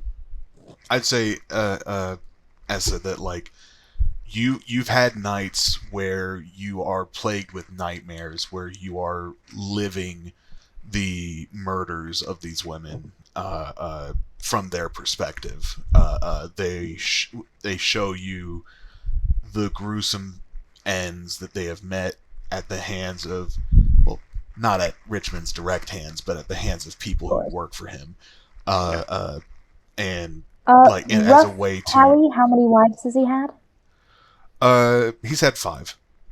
Yeah. 5. Okay. Yeah, and at that, Essa will take off the glove and reveal the hand, all the cuts into his hand are the 5. These are a promise to them. Until I stop Lord Richmond, everybody who dies because of him, I will mark myself. It's a reminder of Vengeance's promise. Take him down. He's going to kill me. He was going to try. I'm not going to let him. I know you don't trust me, and I know you may never trust me again. Understand, I am on your side. I'm not trying to hurt you. He definitely flinches away from him when he says that. Trying to kill a man who's ruined the lives of so many, who's put me into chains, basically. Put me back. Put me in a place I don't want to be. I want to fix things. And he's the start of it. So, it's very clear that T is incredibly disturbed by this. How is Edgar and Tauros reacting to this information? I assuming that Tauros is able to overhear this. He's not far. He's had his back to him. Sorry, I guess I should ask Edgar. Edgar, are you trying to make this a private conversation between you and T, or? You mean Essa? That's what I meant. Sorry, Essa. Yeah, he went no more secrets. He's telling everybody. Okay. He's letting it all out. I know that I'm in a trance, but it says you're just in a meditative stance. Can I still? I'd say that you can perceive what's happening around you. If you try to engage with this, you will break your trance, and you'll need to start. Yeah, but just I can hear what's happening. Yes.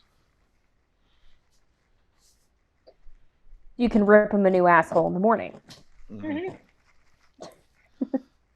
So I'd say because it says you're in a semi-conscious state, so I'd say at the start of this, you'd think that maybe this was some weird dream you were having, but as it becomes more consistent and more specific, you're realizing it's this is a real thing that I'm actually hearing right now. Mm-hmm. And you said Edgar and Tauros, what were they? Yes, so Tauros and Edgar, what are your reactions to this? You've noticed that the occasional sound of sharpening has stopped, but that's it. Edgar, the reveal also stopped where he was at, but when all this was happening, he's just been looking at T. Just kind of seeing how she is. She's not okay, thanks. T is straight up not having a good time. Yeah. Straight up, not having a good time. She's kind of like shaking a little, and she is also like whiter than she normally is. Yeah, I'm gonna be there too. she's shaking a little, and she's pale, and she stands up and starts pacing a little. She's just got some nervous energy. Seeing that, Edgar's gonna take a moment. Edgar's gonna take a moment. It's like, hey, T, could you help me with tying this over here? Sure thing.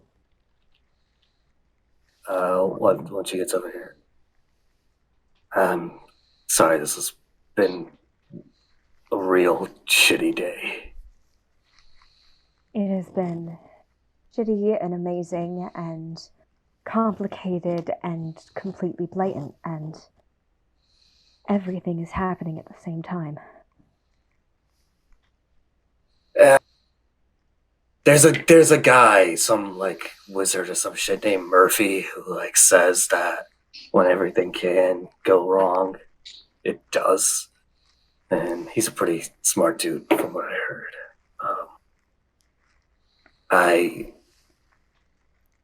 I've got everyone in this group's back, but if there's anything you need after what you heard from Essa, Oberon's there too, but Oberon's also very blunt about shit when it comes to this kind of crap. So if you need something, just let me know. I don't think he's lying.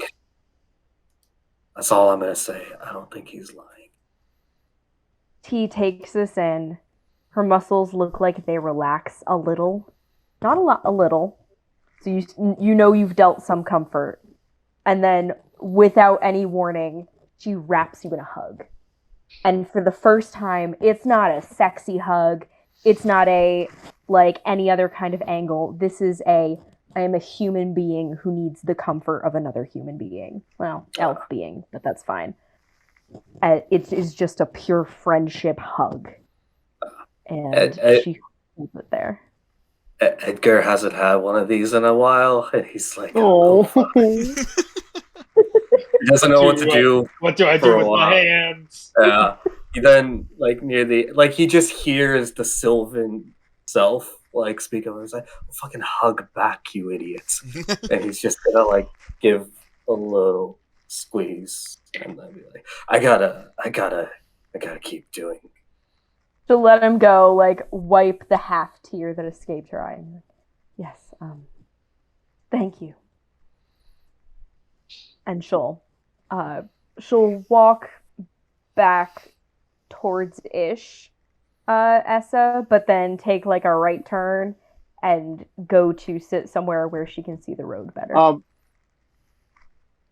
was gonna say, as she walks back towards, we'll kind of like try to give her the eye contact that she hasn't seen in a while, but like it's a very like, you want to come sit next to me at lunch? You want to share this Lunchable? Want to learn how to sharpen a flame birch? Mom made pizza rolls if you want to come over. Yeah, she'll sit next to him and like full on go crisscross applesauce with her hands in her lap. Like literally sitting next to your friend at lunch. Mm-hmm. Yeah. And they'll just kind of sit there in quiet. Essa's kind of sitting in front of, I imagine, like sitting in front of like a tent or something, or bed, like sitting on his bedroll. He just runs his hands through his hair. Like the only thought in his mind is just, I'm terrible. Mm-hmm. All right. Well, I'll say that is, we'll wrap it there for the night. No encounters throughout the night. And I'm going to make a survival check for the search party for your pursuers, real quick. Gotcha. I was just going to say, like as Oberon comes out of his trance and like takes his watch, he just like stares off. Just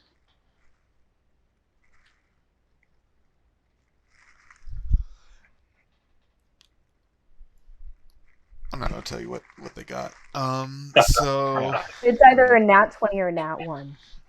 With that look on his face, it's a nat, one way or the other. Okay. So I'm gonna just say, you all, it's still like a 9-ish day journey at this point back to Avon. Mm-hmm. But you do manage to go through those 9 days, without being caught by your pursuers. The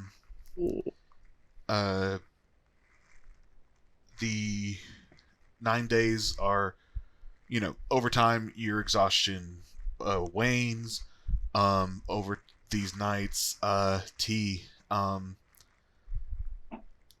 say, the first few nights, Eileen and Harrison are kind of with themselves, not in like a we're avoiding you way, just more in like a we haven't seen each other in so long kind of way.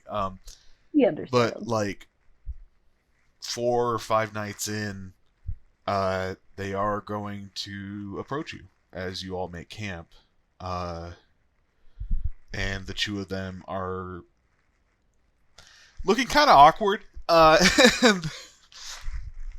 The hilarious part is, I, Alice Rose, have been in this situation before. Here's your birth parents. At least this time one's not dead. Yet is the operative word here. So they are going to kind of look awkward. And before anyone says anything, Eileen is going to wrap you up in a hug and start bawling. I'm also crying. Yeah. And you share a moment together. Harrison kind of, places a gentle hand on your back as you're holding and crying your mother. And then they look at you and say, "We're sorry we couldn't give you the life that you deserved.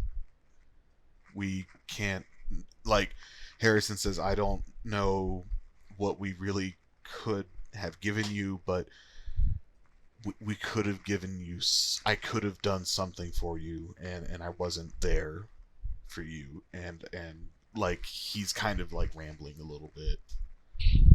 Point and hashing that now.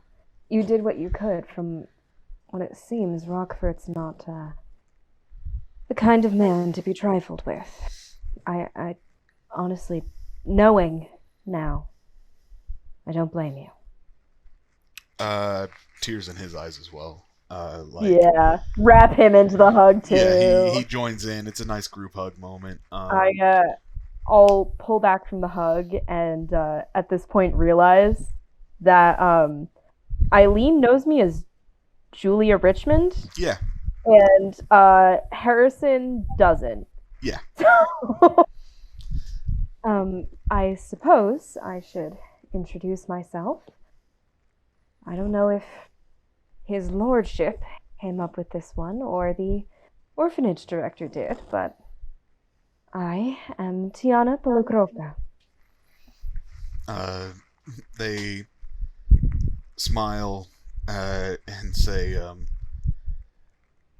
well, "We're so happy to meet you, Tiana."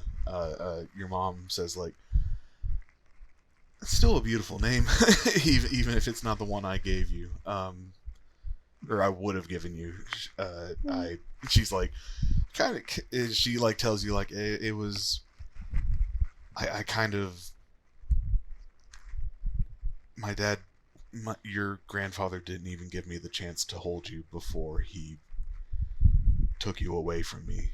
So I didn't even have the chance She'll to hug her again. Yeah, she grabs back onto you and she says, I didn't even have time to think of a name, and then I was just those 20 years, I didn't know what to do. I wanted to leave, but I couldn't, and I was pretty sure you were both dead, so this has been quite the week for both of us.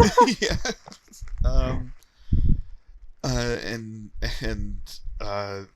You all hug again because it's like you don't know, like, words are weird. There's a lot of hugging and crying. There's just a lot of hugging and crying for the first couple of nights. Like, over time, you hear the story.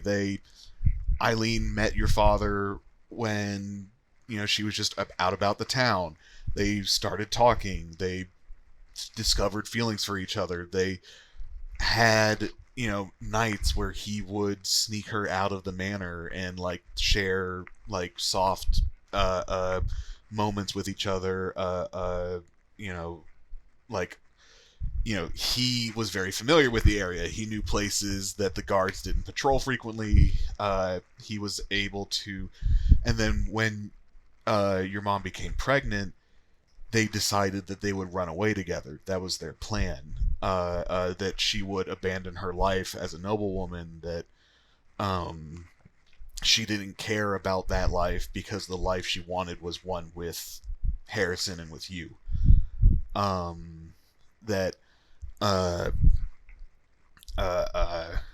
then they're not even entirely sure how he found out, but Rochfort found out. From the way that he confronted them, it may have even been that he had known for a while before he did anything, and it was them deciding to elope that got him to finally put his foot down and say, like, you're a foolish girl, this isn't reality. Like, and then when he found out she was pregnant, it was over. That's why he basically imprisoned Eileen in the manor for those 20 years, so that she would never have the chance to see anyone he did not directly approve of. And then he told her that Harrison was killed, but he told Harrison, death is too good for someone who sullied my daughter. And tortured him for 20 years as revenge for ruining his daughter. Like Harrison is tactful about it. He doesn't say it like that, but that's the vibe you're getting. That's what happens. But they talk about. They ask about you. They want to know what you do. How she'll say? Thanks for money. She'll call herself an escort. Mm-hmm. That way it sounds classier. You call yourself an escort. Eileen is like, oh, so like you help guide people places, or like you show them around the city. Harrison has a face of like he puts a hand to his mouth, but like he doesn't look judgmental, he doesn't look upset, but he's like, oh, that's not exactly the life that I envisioned for you. And he does not seem like he is super enthusiastic to correct your mother. Yeah, I'll let her operate under that delusion. But then your mother is going to ask, so are you not engaged to Lord Richmond? You've been in there a while. I don't know how old these rumors are. It is well known these days that Lord Richmond has a habit of, remarrying. And he has encountered me at my place of work and decided that he would like me to be his next marriage. I have not accepted, but at the same time, the money is tempting. Then again, I will likely be killed if I do. You say that. Both of your parents look furious. Your dad is like, okay, give me like a few months to recover and build up my strength again, and like, I can be sneaky, I can be stealthy. And your mom is like, okay, no, you can't, we can't jump straight to that. I just got you back. I'm not going to let you do something that's going to get you imprisoned or killed. He is on our list, if you catch my drift. Right. And your dad says, yeah, so I wanted to ask, who is this ally who you and your group are working for? She is someone who realizes the folly of many nobles and is looking to cause change. She wants more heft to her fight, and so if she has leverage, shall we say, over someone like Lord Rochfort, it would be easier to accomplish her goals. They both nod, and then your mom says, well, I am more than willing to work with her on taking my father down a peg. And your dad's like, yeah, no, I wouldn't be upset with that. Good. And they say, so have you, like, what? So you've met her already then? Communicating through another ally. Yeah, that makes sense considering the nature of what she's attempting. So, are you going to continue working with her? I don't know. I mean, broad strokes, we have similar ideas, but I haven't gotten the chance to interface. Fully understand her perspective and goals, opinions. Right. This one thing seemed harmless enough at the beginning. Little did I know what I'd be getting out of it. Yeah. She's done me a favor already. So. Yeah. Well, whatever you do, we are here to support you. And I guess at this point, he like looks over to your mom. Neither of us are really, able to financially support you, but Yes. but Fortunately, I have some income from my job. Right. Oh, that's good. And you'll be living with someone in power. So. Yes, we should be all right. But I guess, when we get back to Avon and things get settled, we'd like to get to know you even more. And I'd love that. Yeah.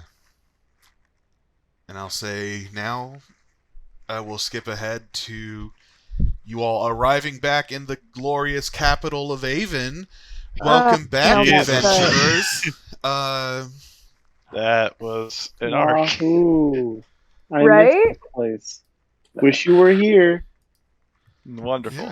Yeah. All right. Can I get an Avon cheesesteak? Oh, that sounds killer right now. Dirty water dog. Mm-hmm.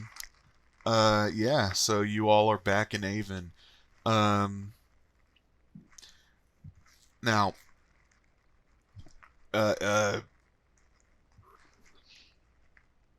do you go find Mara? Yeah. Wait a second. Well, I think we I should would go out stash for the drinks first. refugees at Oh, yeah. Chevreuse. Mm-hmm. I will volunteer to bring them to Chevreuse, straight up to my quote-unquote office. Sure. Chever's like, I have cancer, doesn't matter. Cancer doesn't matter. I imagine we all go with T to Mhm. like Chevreuse, and I don't know about Oberon, but Edgar's just like standing outside, like I don't know if I'm allowed to go in. Yeah. It's like, That like oh, cartoon thing where she grabs him by the scruff and yanks him inside. Mm-hmm. You all enter into Madame Chevreuse. I don't know how many of you have been here before. I know definitely Oberon and Edgar have been here before. Brooks Though, looks around. He's like, "This is where you serve those burgers." but you know, there's like smells of delicious food, lots of noise, of like guests and waiters chatting with each other, having a good time talking with each other. There's some interesting noises from the floors above. You know, Chevra does what she can to soundproof things, but not everything can be perfectly soundproofed. Not when someone has a thaumaturgy kink. Yeah, exactly. Just a booming ass voice. As you like enter, he zips past Cammy and Chevra. Yeah, so Eileen is like, so she stands outside and she's like, oh, this is like a nice little establishment. And then as she walks in, she looks around, she hears the noises, she sees the people in, you know, the dress code of the people working here. And like, you see like the gears are outfit. you see the gears turning in her head, and then like kind of a flush comes across her cheeks, and she's like, oh well, you know, you found a profession that serves you, and that is what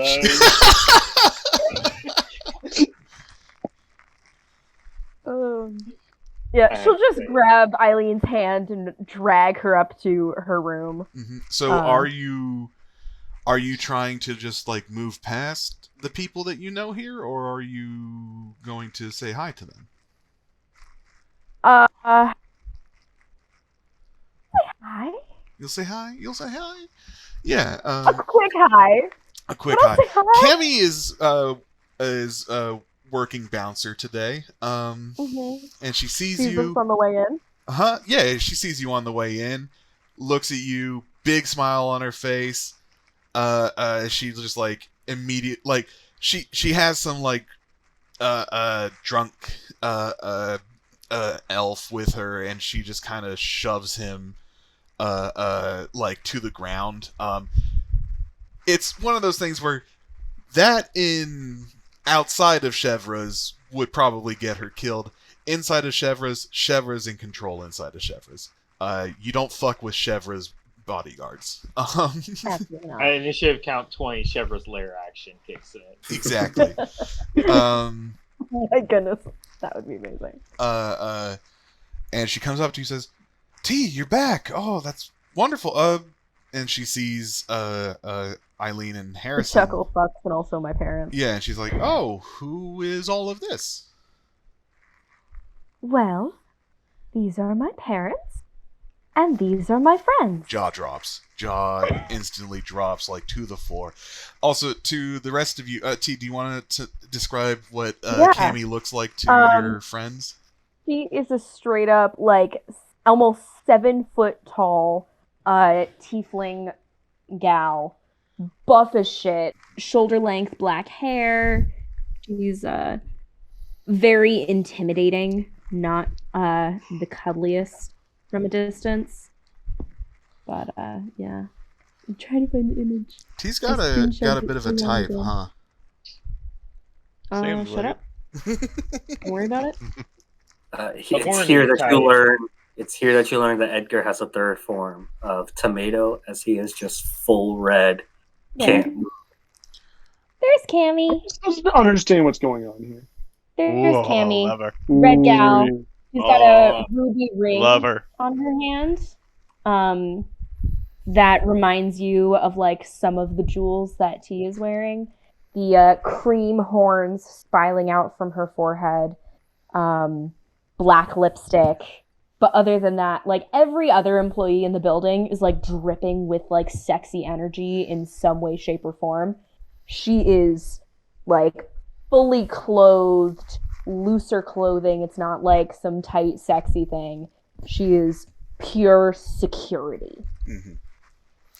Yeah, she's not the only bouncer, but like, even some of the other bouncers are also like they're like, look, we work at Chevrolet's, we can sex it up a little bit, but no, but yeah, like she's like radiating pure strength and is also like, oh wow, your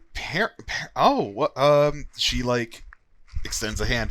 Hi, I'm Cammy. I'm your daughter's friend. And they like are like, oh, like they both shake her hand. She's like, they're like, well, it's nice to meet you. I take it you help keep the people who work here safe. And she like smiles and says, oh yeah, no, I'm not above cracking a few skulls if people deserve it. And Harrison just like looks at you and just kind of like, he's gonna like whisper to you and be like, I think she's a better choice. I think she's a better choice than Lord Richmond. And then T is gonna go, the color of her dress, bright red. Cammy has saved my neck more than once.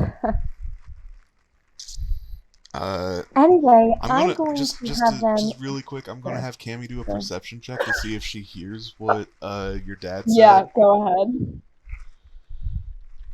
She's got good perception. She's a guard. I mean, she keeps an eye on things, so she guards the body. Yeah. Nope. Hold up.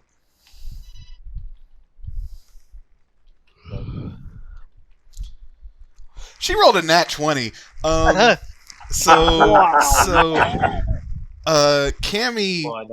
is a red tiefling. Yes.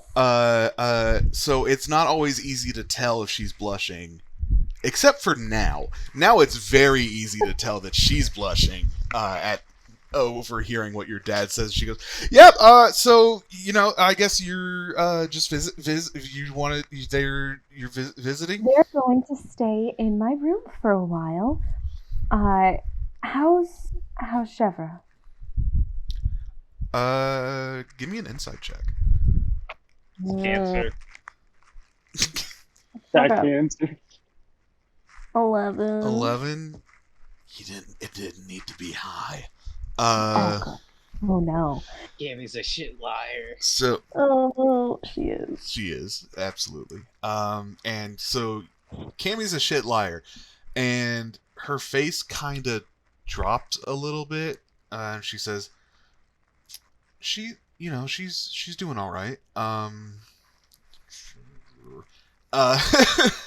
But she says like she's not. She's kind of been in her room today. She hasn't been. She kind of needed some time off. I can go tell her that you're here, though. I'm sure you want to see her. I'll check in on her before I leave. Okay. Yeah, she's gonna be okay, though. She will. She's kind of more saying that for herself than for you. Yeah. So is he. But yeah, so you're able to usher your parents up to your room. Luckily, Chevra makes sure to keep the rooms clean even when the people who occupy them are not home, because you're always welcome back home at Chevra's. It's a very nice room. plush furniture, some nice, not like super expensive art, but like tasteful for how cheap it is. Tell art. And like Harrison is like, this is not too bad of a setup you have, and your mom's like, oh, it's nice. It's a little small. Like, is this like the waiting room? And then your dad's just like, no, that's not. And like, Is this the peasant quarters? not that bad. But yeah, they agree to wait here. Like, I imagine you tell Cammy, like, hey, make sure my mom and dad are safe before you leave. No one else goes in the room but me. It's like, that's the rule anyways, because Shepard's cool, but like, especially she's going to make sure to keep an eye out for them. He never, but I really, really just want like an image of like the Tauros and Cammy, like the like, what's wrong, TA? He's got you pushing too many pencils scene, or like, like the big aim glass, with like a beefy muscle. It's son of a bitch. Full Metal Alchemist. See, I was going to say Full Metal Alchemist. You have a. He is not going to take you guys up to her office. She's going to leave you guys down there with Cammy. So you fully have a couple minutes of awkward mingling. I feel like there's a moment where like Cammy and Tauros, like, this is the first time you two have met each other, I imagine, right? Oh yeah, he's never been around here.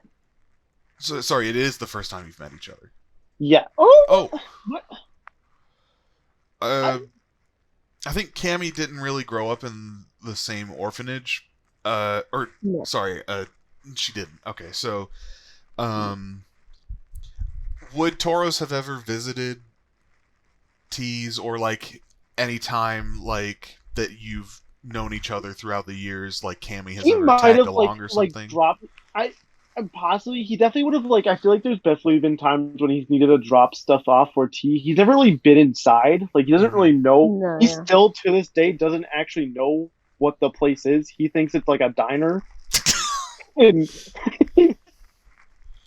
he's like, I don't know what's going on up there. There's some weird noises, and I've asked T, and she doesn't tell me, so I'm assuming it's just weird shit. I don't know.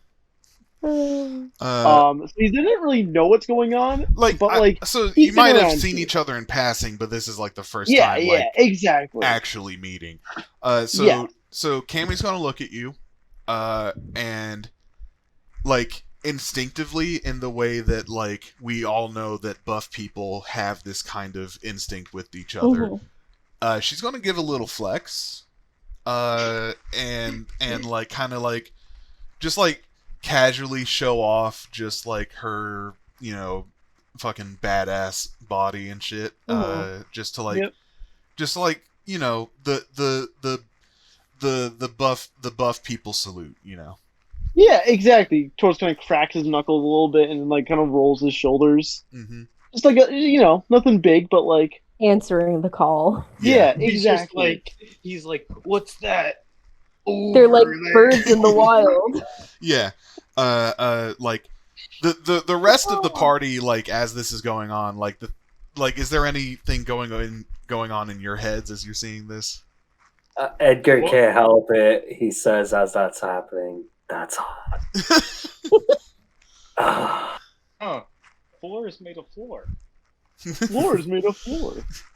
Yeah, and I think here, like, sorry. Our curly fries are amazing. As the hears looks at Edgar and goes, I just don't get what you say in that. Can't help it. So at some point, Edgar, once he calms down a little, would want to ask Cammy, hey, is anyone from the academy in there right now? Like, near, like, our age? Just wondering. Just out of question. Let me roll just a flat 20 to see if there's anyone around. Nat 20. Nat 20, it's his crush. Your mom walks out of one of the roof. Hey, she can do whatever she wants. She has needs, okay? Yeah. She's a modern woman. I'm not saying Edgar wouldn't want to see that. Maybe. The woman needs a bone. Edgar's mom walks out. Isn't she the one who gives the bone? Anyways, I was like, Edgar's mom walks out, T walks out, they wave. Listen, Edgar's mom is a top. That's canon. So anyways, so I'll say like, yeah, Don't touch there's stuff that's gonna get edited out. maybe. Bone zone. That's what Asoris call sex, and that is canon. That's what the Sylvan form calls the other form. Hello, Bone Zone. The Bone Zone. Bone zone. There's a few people here that you recognize. No one that you know. Yeah. But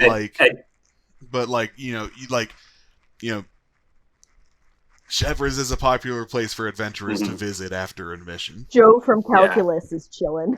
Yeah, Edgar's happy that it's at least someone that he might have recognized from around the academy, and he's just gonna go up to one of them and be like, "Hey, just wondering, have you seen the goth kids around?" Because that's what everyone referred to them as, Right. and I think that's what Kin would have called their adventuring group. It absolutely is what Kin called their adventuring group. And like the guy looks at you, like there's one of T's co-workers is like sitting next to him, like they've clearly been flirting a bit, In his lap. in his lap, of course. And he looks at you and he's kind of like a little annoyed because you're throwing off his groove. But he's like, I don't know, man. Like,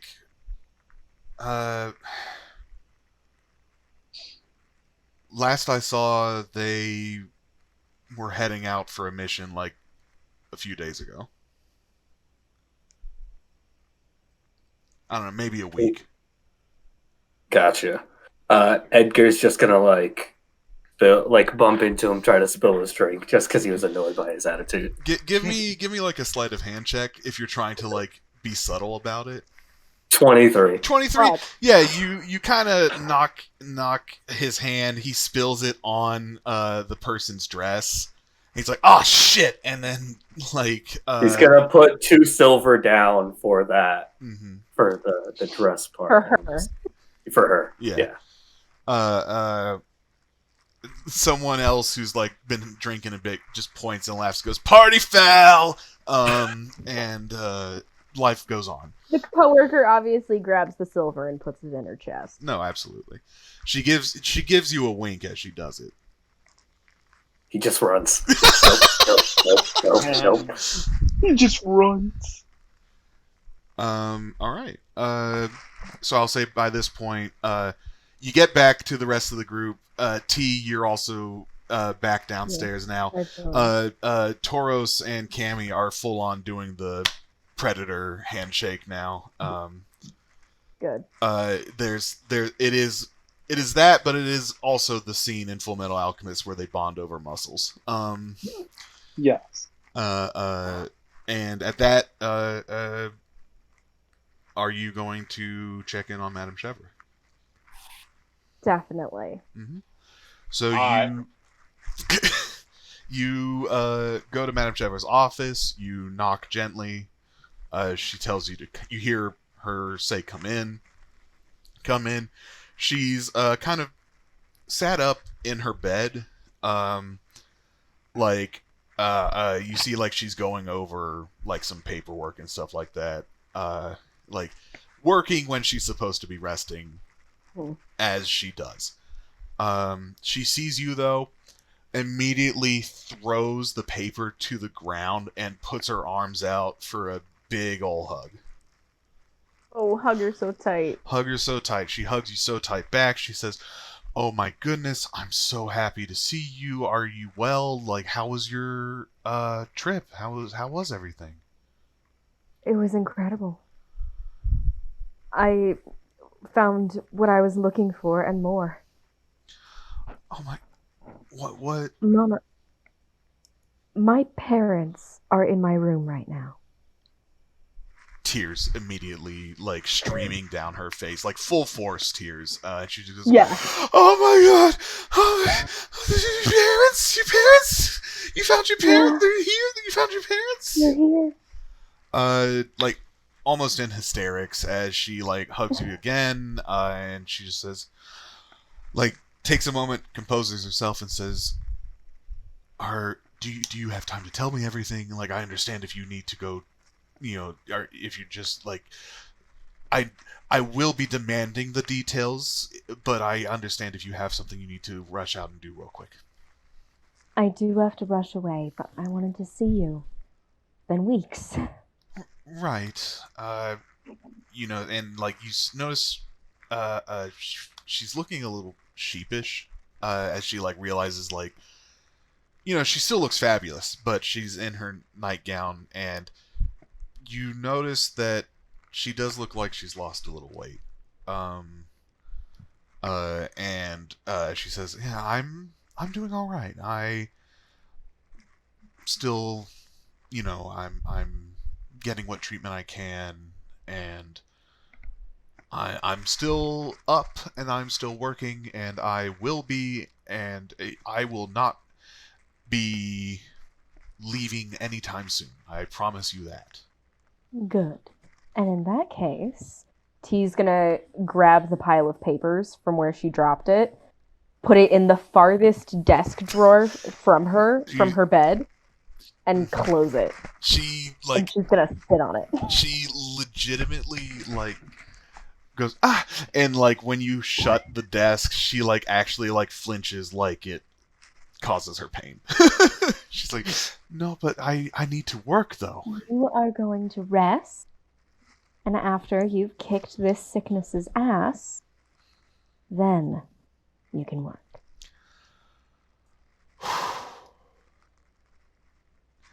It is a good thing I love you so much, Tiana. And she... Oh, mama. And she'll give her a big old hug. She hugs you back and she says, "But you go take care of what you need to take care of. Yes. But you will not leave my room afterwards until you explain the whole situation to me and introduce your parents to me." Oh, of course, of course. Absolutely. And then she's going to take your hands. She's going to look at you and say, "You are beautiful, you are kind, you are intelligent, and you are such a wonderful daughter, and you deserve all the good things in life." I'll give her a little, I'll, hold the side of her face for a second, smooch her on the forehead, and then leave. Sounds good. All right. I imagine now is when you all go to find Mara. All right. Unless anyone else has a 45-minute side quest? I mean, Forrest wants to go home, but... Is there a way I could check see if a letter has been written back to me from my contact?